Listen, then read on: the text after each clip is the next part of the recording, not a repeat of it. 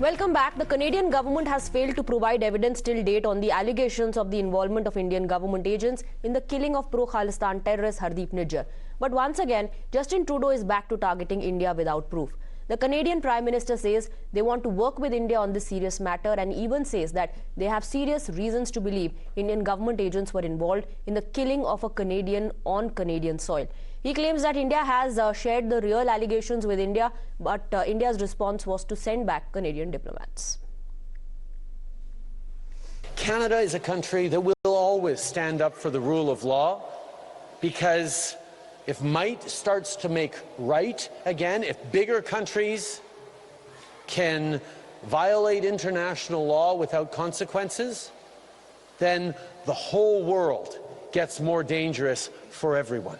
That's why we were so disappointed when India violated the Vienna Convention and arbitrarily revoked the diplomatic immunity of over 40 Canadian diplomats in India. We have tried to work constructively and positively with India, and we will continue to.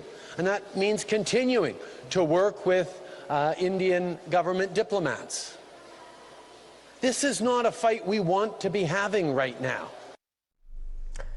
Remember, all his claims received a point-by-point rebuttal from the External Affairs Minister S. Jaishankar. Citing the Vienna Convention, Dr. Jaishankar said relevant international laws provide for parity in diplomatic presence, and India is extremely concerned about Canada's continued interference in India's internal affairs. India has also time and again made it clear that they are ready to work together with the Canadian government if at all they provide any proof. But Justin Trudeau has in fact made these claims without any such evidence and even went on to expel a senior Indian diplomat, which sparked a diplomatic standoff between the two nations. India had sent back a Canadian diplomat in a tit-for-tat move and asked Canada to downsize its diplomatic missions. The Canadian government then withdrew 41 diplomats and their families. With that, we're slipping into a very short break. News and updates will continue.